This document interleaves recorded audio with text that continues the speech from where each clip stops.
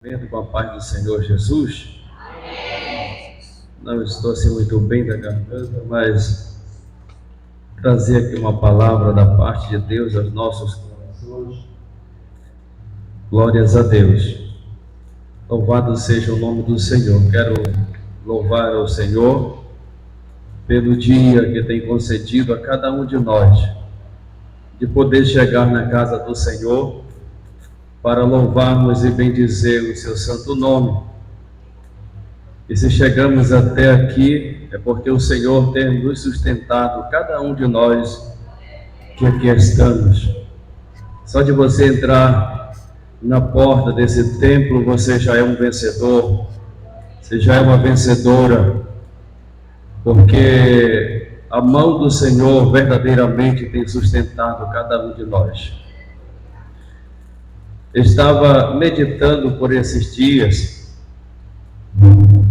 no livro de 1 Reis, no capítulo de número 18, e o versículo de número 3, a palavra do Senhor nos diz assim: E Acabe chamou a Obadias, o mordomo. Obadias temia muito ao Senhor, porque sucedeu que, destruindo Jezabel os profetas do Senhor, Obadias tomou 100 profetas e de 50 em 50 os escondeu numa cova e os sustentou com pão e água. Glórias a Deus. Amados e queridos irmãos, o momento em que aconteceu esse fato não era tão favorável para nenhum ser humano na face da terra, devido à crise econômica que estava acontecendo ali em Israel. Todo o reino de Israel sofrendo por uma terrível seca, porque no capítulo de número 17 a Bíblia diz que Elias disse uma palavra que o único homem de Deus que a Bíblia faz referência, ele dizendo: segundo a minha palavra, não cairá chuva e nem orvalho. E assim, meus amados e queridos irmãos, sucedeu ali em Israel. Nem chuva e nem o orvalho, porque o orvalho cai pela manhã, que nós conhecemos aqui na nossa linguagem como o sereno, que é aquelas pequenas milimétricas gotas de água que pela manhã amanhece as plantas molhadas.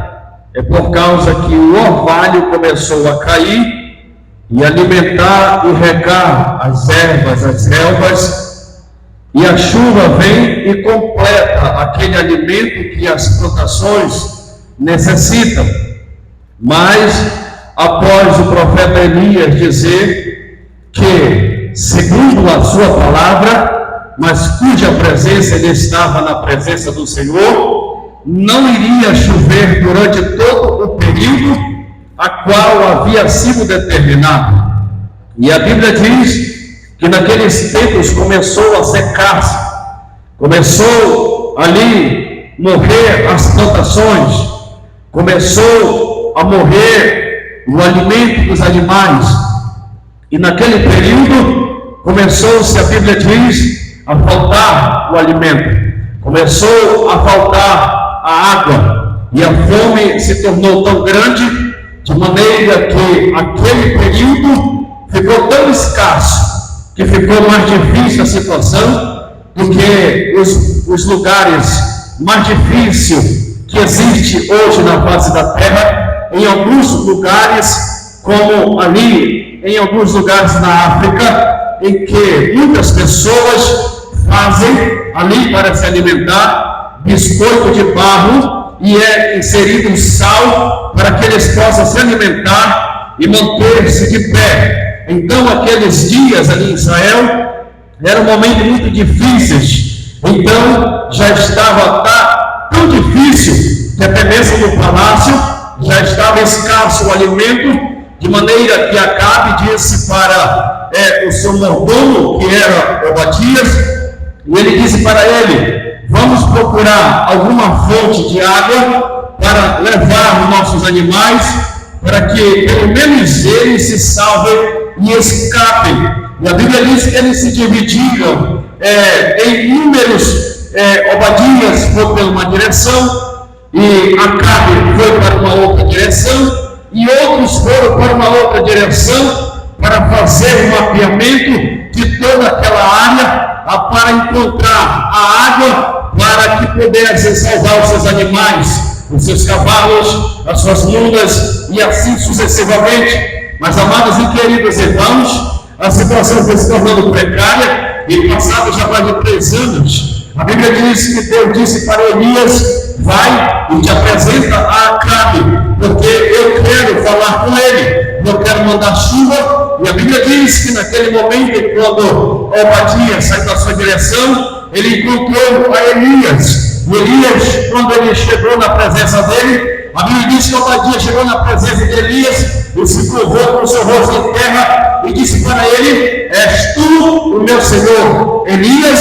Então ele disse para ele que era, e disse: vai e fala para o teu senhor Acabe que eu quero me apresentar a ele. Então o que me chama a atenção é que Obadias disse para Elias: a todos os reinos, a todas as nações, Acabe te procurou e não te encontrou, e todas as nações juraram ao meu senhor Acabe que não te encontraram. E se eu for e dizer para o meu senhor Acabe que te encontrei, e o Espírito do Senhor te arrebatar e não te encontrar, depois Acabe me matará. E ele disse no versículo 12: porque eu temo muito ao Senhor, que quando Jezabel estava matando todos os profetas, eu escondi 100 dos profetas dentro de 2 cavernas, em 50 em 50. O que me chama a atenção, meus amados irmãos, é que o tempo era precário. O tempo que estava naquela época era difícil ser fiel, era difícil manter-se temente ao Senhor. Mas dentro da casa de Acabe, com Jezabel, que era os mais perversos reis, porque Jezabel matava os profetas, Acabe, através de Jezabel, matava os profetas. Mas Obadias, eu vejo aqui um homem temente a Deus. No versículo 3 está registrado dizendo que ele temia muito ao Senhor. E no versículo 12 ele está dizendo que ele temia ao Senhor. Mas, amados e queridos irmãos, eu olhando para o tempo difícil naquela época, eu olho para os dias de hoje. Como está difícil temer ao Senhor, como está difícil manter-se firme na presença do Senhor nos dias que as ofertas são muito grandes para que um jovem, um adolescente, um senhor e a senhora se mantenha fiel e temente ao Senhor, porque as ofertas são muito grandes para que o homem passe a mentir, para que o homem passe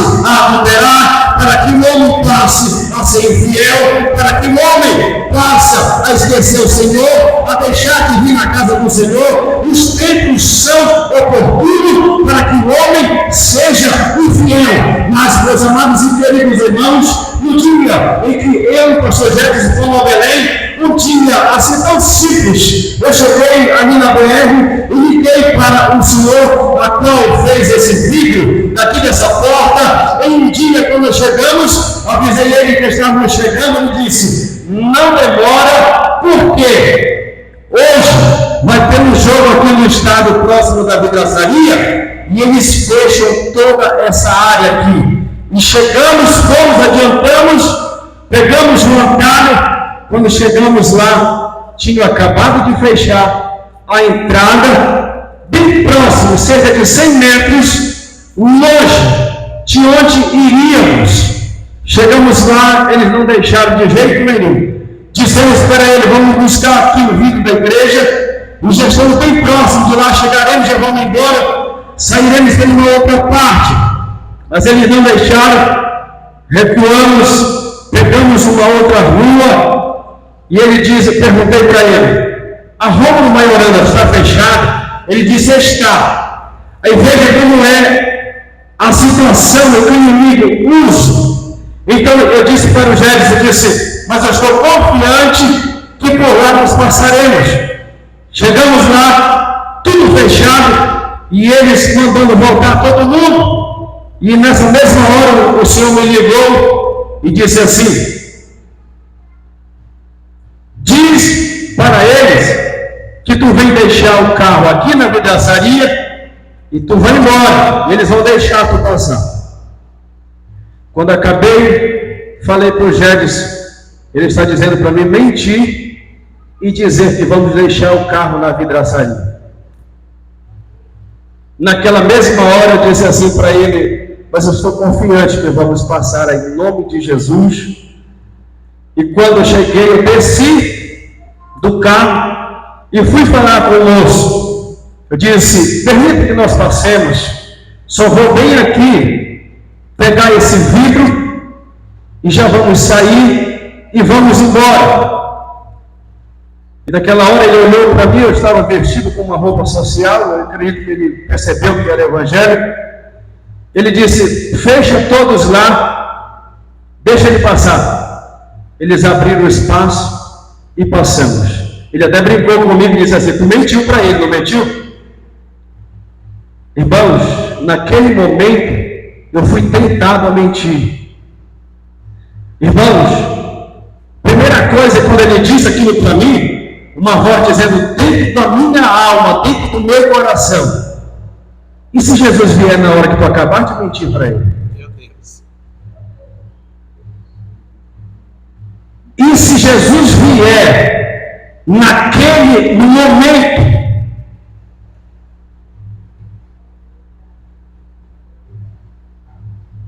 Irmãos, às vezes uma mentira pode tirar você do céu. Um detalhe pode tirar cada um de nós do céu. Eu estava refletindo nesse texto. Estava refletindo. O pastor estava falando na última reunião do ministério sobre Moisés. A Bíblia diz que Moisés falava face a face com Deus. A Bíblia diz que Moisés era o homem mais manso que havia na face da terra. E Deus tinha prometido que ele ia conduzir o povo à terra prometida, que manava leite e mel.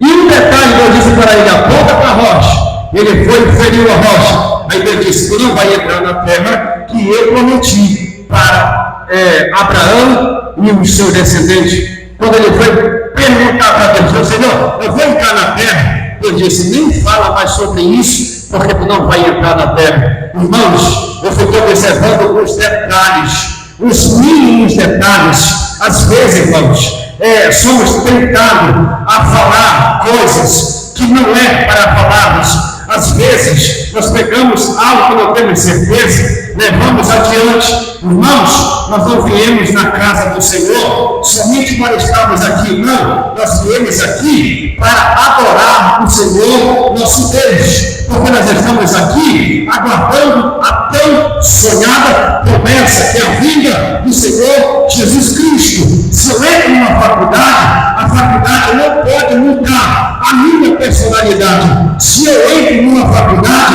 a faculdade ela não pode mudar a minha identidade, a minha identidade. Aquilo que eu aprendi são conceitos inegociáveis. Eu estava ali no reino, dentro da casa de Acabe, o profano, o homem que profanou, junto com Jezabel, o templo do Senhor, o homem junto com uma mulher que matou os santos, os profetas do Senhor. Mas nem isso, Obadias se tornou como daqueles. Eu posso entrar na casa de Acabe, mas Acabe não me muda. Eu posso entrar no Egito, mas o Egito não vai me mudar. Eu posso entrar na Babilônia, mas eu não me curvo perante os deuses da Babilônia, porque eu tenho conhecimento e tenho certeza que o céu me aguarda, e a hora precisa estar preparado para entrar lá.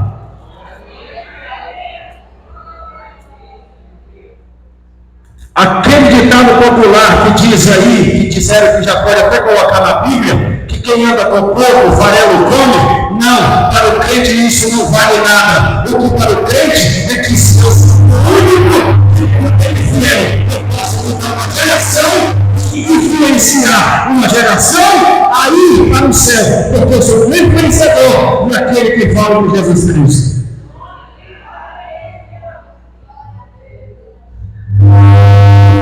Meus amados e queridos irmãos, os dias são difíceis, os dias são maus, os dias são cada vez mais desafiador. Nós vamos nos manter fiel, vamos nos manter firme, porque nem mesmo onde eu estiver, se for um lugar difícil, se for um lugar que as pessoas querem que eu faça, ou você faça aquilo que desagrada a Deus, você olha para a Bíblia, olha para dentro de si e diga: mesmo que eu esteja em um lugar que tem pessoas profanas, que profanam, mas eu não vou profanar, eu vou me manter fiel, porque você e eu vamos influenciar uma geração para ir para o céu também, e que Deus em Cristo nos abençoe.